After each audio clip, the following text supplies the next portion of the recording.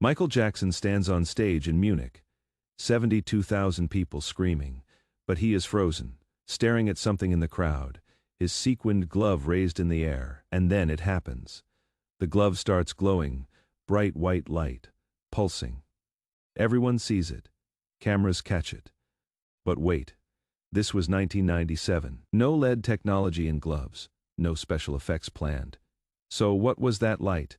The 4th of July, 1997, Munich, Germany, Olympic Stadium. Michael Jackson's History World Tour, 72,000 tickets sold out in 4 hours. This was the biggest show of the year. But that wasn't even the shocking part. The real story had started 6 months earlier, and nobody knew the truth. Let me tell you. January 1997. 7-year-old Elena Kaufman was dying. Stage 4 neuroblastoma.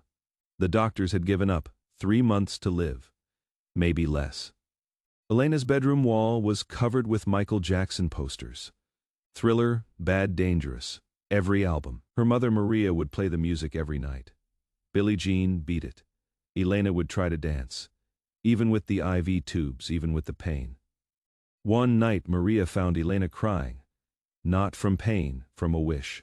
She wanted to see Michael Jackson just once.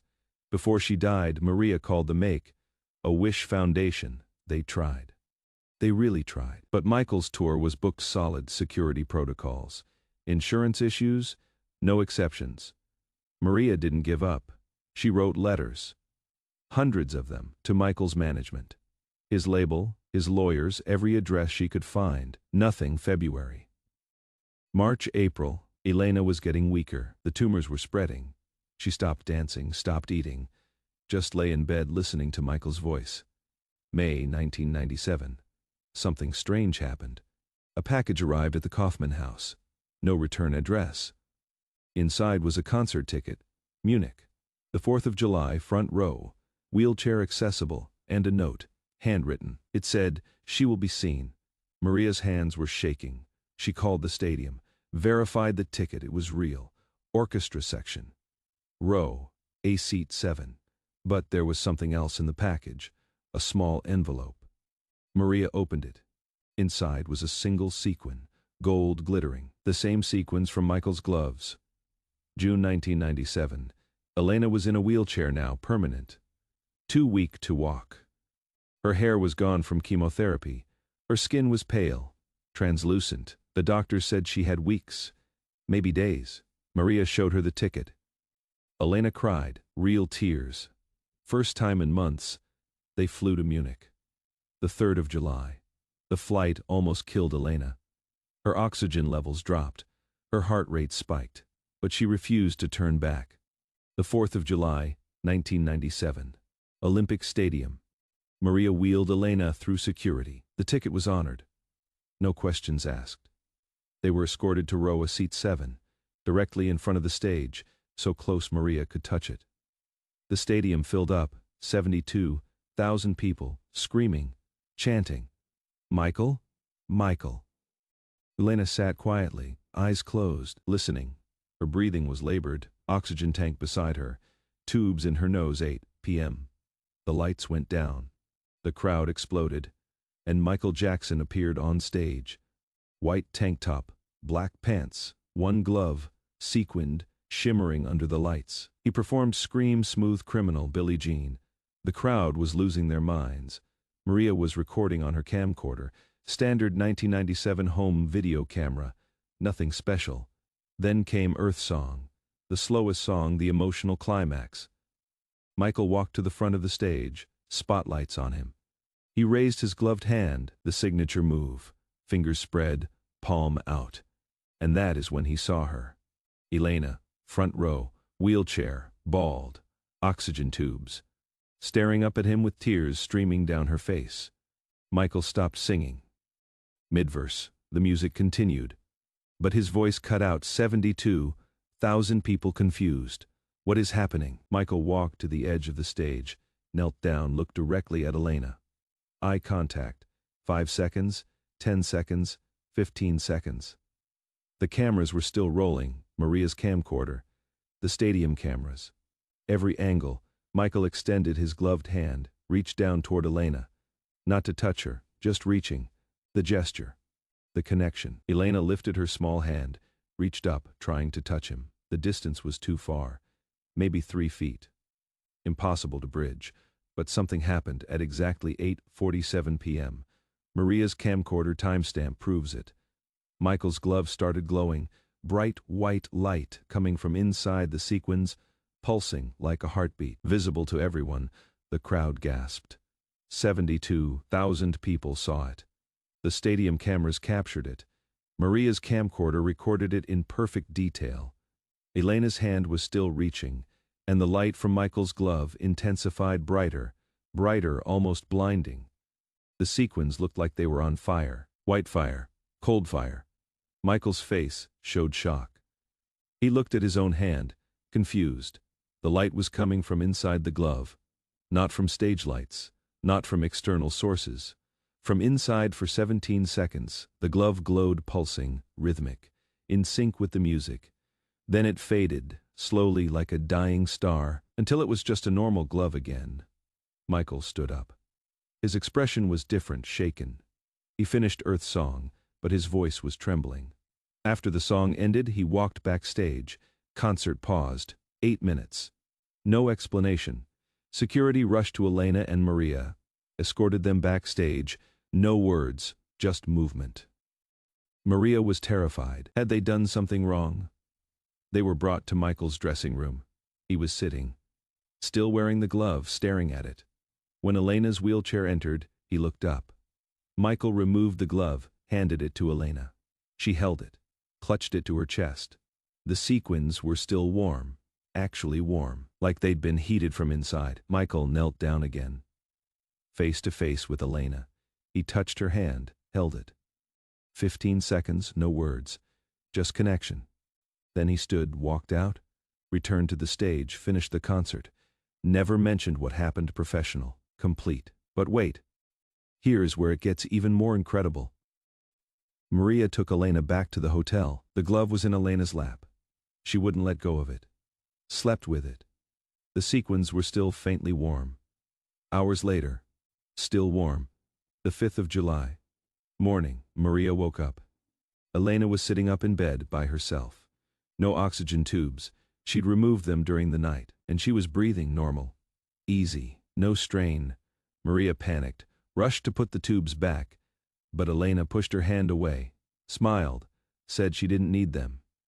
They went to the hospital. Emergency scan. The doctors prepared for the worst. Elena's tumors had been everywhere. Spine, lungs, liver, brain. The scans came back. The doctors went silent, confused. They ran the scans again, same result. They brought in specialists, oncologists, neurologists, radiologists.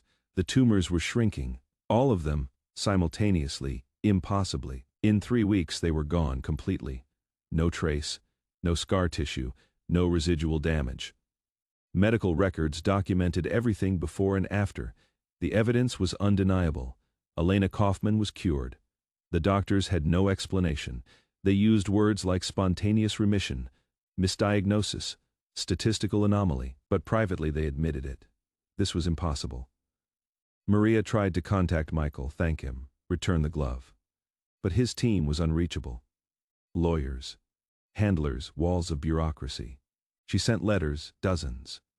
Never got a response. The glove stayed with Elena. She kept it in a glass case. The sequins never lost their warmth. Even years later, people who touched the case reported feeling heat, faint, but measurable. Thermometers confirmed it. 3 degrees above room temperature always. No power source, no explanation. Elena grew up, healthy, normal, no relapse, no complications. The medical community was baffled. Her case was published in journals, studied, debated, no consensus. Scientists wanted to examine the glove. Maria finally agreed. 2003. A team from MIT, materials analysis, spectroscopy, thermal imaging, electrical conductivity tests.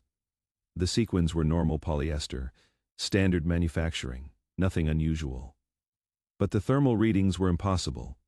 The glove maintained 23.4 degrees Celsius, constant no matter the environment. They put it in a freezer. Still 23.4 degrees. They heated the room. Still 23.4 degrees. Human body temperature is 37 degrees. Room temperature varies. But this glove stayed at 23.4 forever. The scientists had no explanation. They published a paper, peer-reviewed. The conclusion was simple: unknown phenomenon. Further study required. But there was something else. Something the scientists discovered by accident. During the thermal testing, one researcher touched the glove with bare hands. Dr. Sarah Chen, physicist, skeptic. She reported feeling a pulse faint, rhythmic, exactly 60 beats per minute. Human resting heart rate. They hooked up sensors, EKG equipment, electromagnetic field detectors. The readings were consistent. The glove was producing a bioelectric signature, identical to human cardiac rhythm, but gloves don't have hearts. Fabric doesn't pulse. This was impossible. Dr. Chen ran the tests for 72 hours straight. The pulse never stopped, never varied. 60 beats per minute. Perfect constant. Like the glove was alive. She documented everything: video recordings, data logs, witness statements from 6 other researchers. The team expanded the investigation.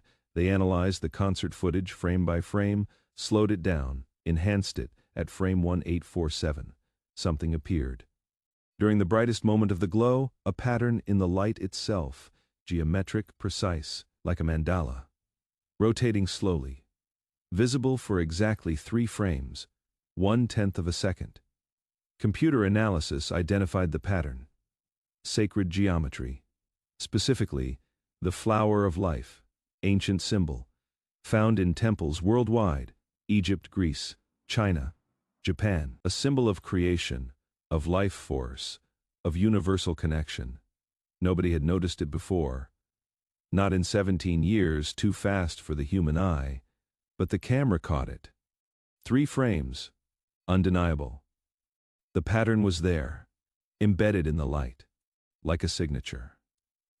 The researchers brought in experts. Mathematicians, historians, theologians, everyone had theories. Nobody had proof. The pattern was real, the measurements were exact. But why? How? No answers. They tested the glove under identical lighting conditions.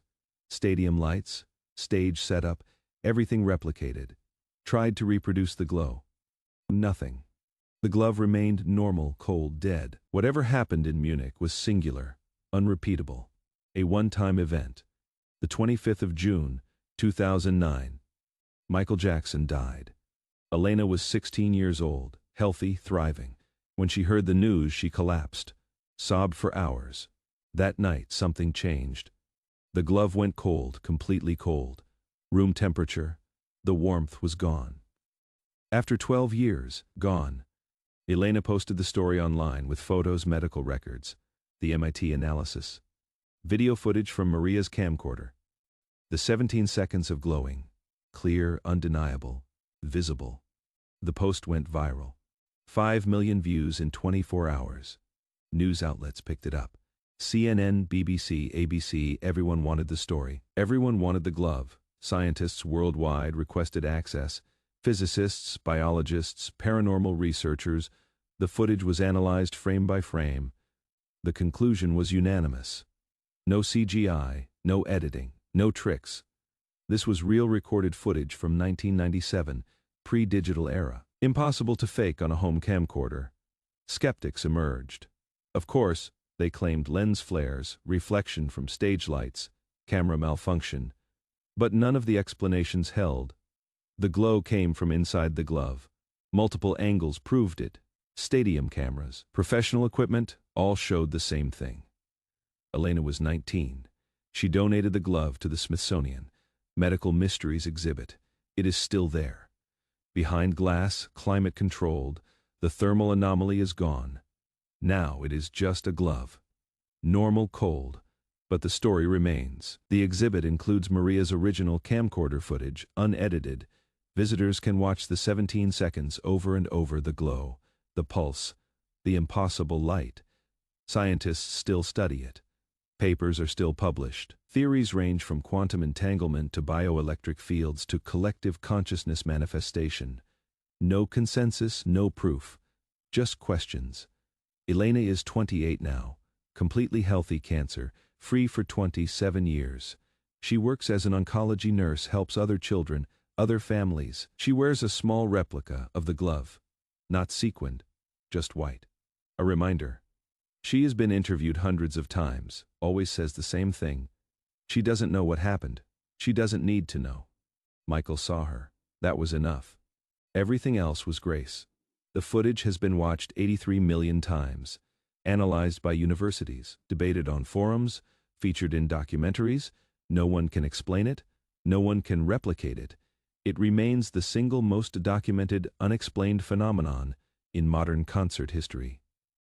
In the Smithsonian exhibit, there is a placard next to the glove. It reads, "On the 4th of July, 1997, something happened that science cannot explain.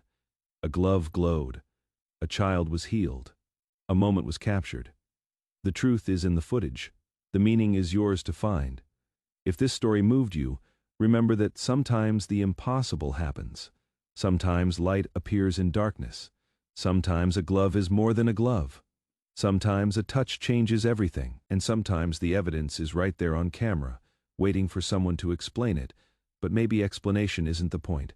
Maybe witnessing is enough.